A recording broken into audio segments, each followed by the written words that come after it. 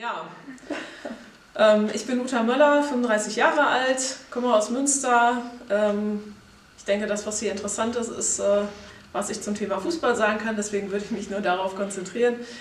Ich spiele seit über 20 Jahren inzwischen im Verein Fußball, war vorher Straßenfußballerin sozusagen, habe mit den Jungs da gepölt und gespielt.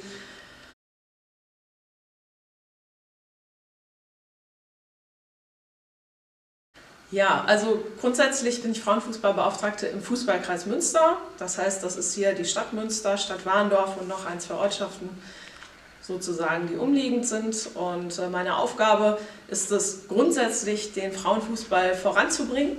Heißt, ja, ganz konkret gesagt, ich organisiere die Hallenstadt- und die Hallenkreismeisterschaften für die Frauen, jeweils mit den Vereinen, die das ausrichten. Das ist bei den Hallenkreismeisterschaften die Warendorfer SU, bei den Hallenstadtmeisterschaften der SC Gremmendorf, die das toll machen.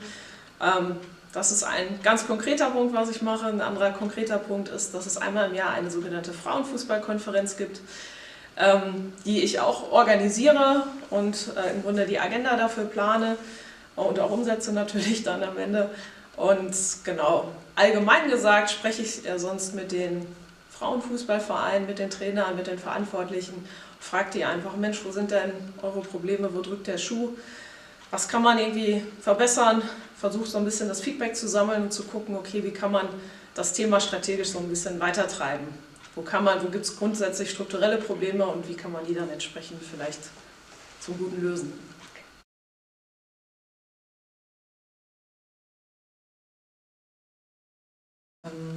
Ja, also wie ich ja gehört habe, zwei von euch spielen auch Fußball und ich denke, das macht man einfach mit Leidenschaft und weil es Spaß macht. Und ich glaube, das ist der eine Punkt, es macht einfach dieser Sport Spaß, dieser Teamgeist Spaß. Das heißt, für mich war es so, ich habe das so erlebt und ich bin fest überzeugt, dass mich der Fußball auch als Mannschaftssport komplett geprägt hat. Also man muss teamfähig sein, man muss zusammen Entscheidungen treffen, man muss zusammen auf dem Platz stehen, gemeinsam gewinnen, gemeinsam verlieren.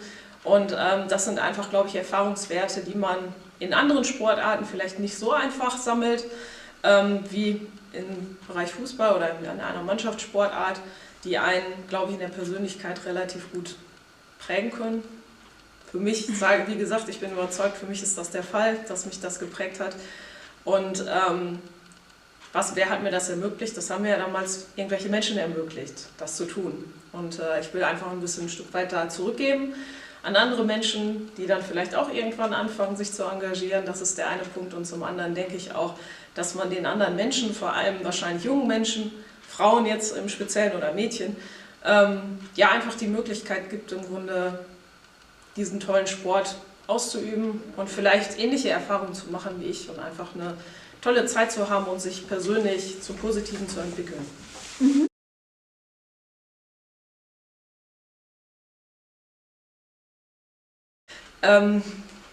Ja, also ich sag mal, vor 20 Jahren, als ich angefangen habe im Verein zu spielen, war die Welt sicherlich auch noch ein Stück weit eine andere.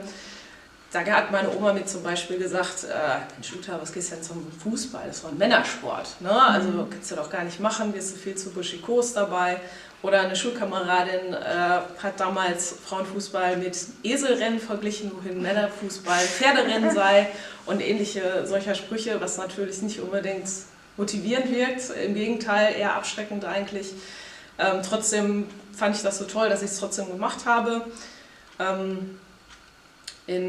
Ich glaube, in vielen Vereinen heute sind Frauen- und Männerfußball vielleicht nicht gleichgestellt, aber es ist beides wichtig und man sieht, dass auch Frauenfußball eine tolle Sache ist, eine coole Sache ist und das finde ich auf jeden Fall positiv und ja, ich denke, das sind so Schwierigkeiten, die man hat, also der Bereich Vorurteile und ich glaube, ein anderer Bereich, der sich vielleicht ein Stück weit daraus ableitet, aber vielleicht auch ein Stück weit daran liegt, dass Frauen vielleicht eher gefragt werden wollen, vor allem bei Sachen, die jetzt nicht so frauentypisch sind. Hast du Lust, Fußball zu spielen im Verein? Ich wurde damals gefragt und ich wäre, glaube ich, nicht in den Verein gegangen, wenn ich nicht gefragt worden wäre. Und ich glaube, das ist halt auch noch ein Punkt, weil es eben nicht normal ist oder ich weiß nicht, vielleicht ist es heute anders. Habt ihr vielleicht andere Erfahrungen für eine Frau, für ein Mädchen Fußball zu spielen? Früher hast du in einer jungen Mannschaft gespielt. Ja. Gab es dann auch so Kommentare von wegen, so ja, was macht das Mädel denn eigentlich so da? Also ich habe nie in einer Jugendmannschaft gespielt. Ach so, ja. Ich habe erst mit 14 angefangen und immer in der Mädchenmannschaft gespielt, aber ich habe natürlich auch im Schulhof fast nur mit Jungs gespielt oder in der Freizeit fast nur mit Jungs gespielt. Am Anfang, also die Jungs, die mich kannten, für die war das normal. Ja. Aber immer wenn da neue Jungs zugestoßen sind, die haben natürlich dann wahrscheinlich gesagt, ja. oder kennt man. Also ich habe oder irgendwie nicht angespielt. Die haben sich aber nicht angepasst. So. Ja, genau. Ja. Oder die spielen übervorsichtig. Ja, aber es ist jetzt Gott sei Dank so, dass ich eigentlich in den letzten Jahren negative Vorurteile nicht mehr hatte. Und ich hoffe auch, dass das keiner anderen Frau so passieren würde. Weil ich einfach glaube, bei Jungs wird sowas nicht passieren, ne? Dass die irgendwie mit irgendwelchen Vorurteilen konfrontiert werden. Und ich glaube, das ist einfach etwas, wo möglicher Nachwuchs ein Stück weit vielleicht abgeschreckt wird. Aber ich glaube, wie gesagt, vor allem auch, dass Frauen aktiv darauf hingewiesen werden könnten. Möchtest du nicht Fußball spielen? Hast du da nicht Lust zu? Und entsprechend sehe ich das eher als Schwierigkeit nicht, aber vielleicht als Aufgabe, so würde ich es mal sehen.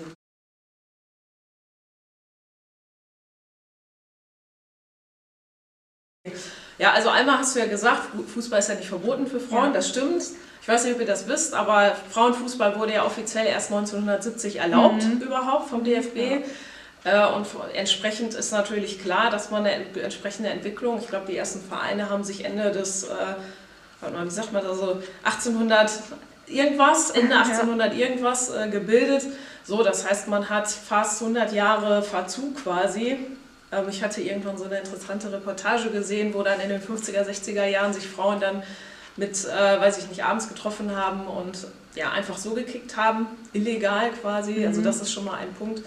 Und ich glaube, wie gesagt, heutzutage, das, was ich wünschenswert finden würde oder was ich mir wünschen würde, ist, dass einfach mehr Frauen Fußball spielen oder mehr Mädchen auch vor allem Fußball spielen, weil Mädchen sind ja die Frauen von morgen am Ende.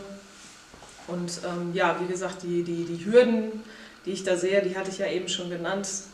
Zum einen, dass Frauen wahrscheinlich, weil es noch nicht so normal ist, Fußball zu spielen, eher gefragt werden müssen. Und zum anderen, dass es möglicherweise, wie gesagt, ich wünsche es keinem, aber ich könnte mir das vorstellen, immer noch teilweise in der Gesellschaft Vorurteile gibt gegen Frauenfußball einfach. Ja. Wie siehst du das auch so in der Bezahlung jetzt auch im Profisport?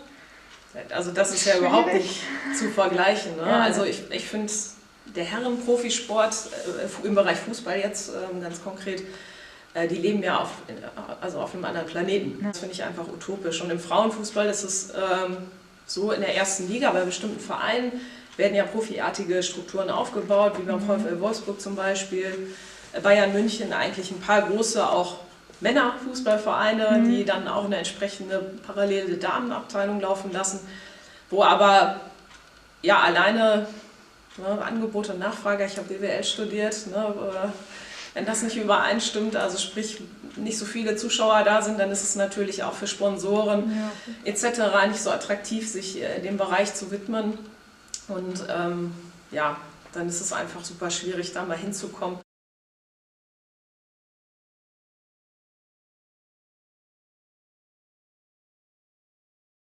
Ja. Also starke Frau, wie gesagt, Definitionssache, ich tue mich da schwer. Ich finde, dass einfach jeder für sich wissen soll, Mensch, was ist mir denn wichtig, was möchte ich eigentlich machen in meinem Leben oder aus meinem Leben, wie möchte ich sein als Mensch, was ist mir da wichtig? Und ich glaube, das, was dann eine starke Persönlichkeit, was jetzt ein Mann ist oder eine Frau, ausmacht, ist im Grunde das auch zu vertreten. Das heißt, dafür gerade zu stehen und zu sagen, Mensch, das ist meine Meinung, das denke ich über bestimmte Sachen und dafür stehe ich dann auch entsprechend ein. So möchte ich sein als Person. Man spricht ja auch mit anderen Menschen, ja. Und da kann es natürlich mal gut sein, dass man vielleicht mal eine Meinung irgendwie ändert, ja, und dann sagt, Mensch, das, was ich bisher gedacht habe, ist vielleicht doch nicht so ganz richtig, dass man dann auch mal aus guten Gründen seine Meinung ändert. Klar, ne, das kann halt auch vorkommen.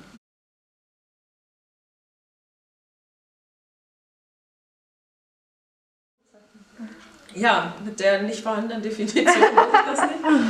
Aber ich glaube, ne, wie gesagt, mir ist wichtig, dass man weiß, was man will, wie man sein will und wie man leben will. Und das habe ich, denke ich, für mich schon recht klar, ja.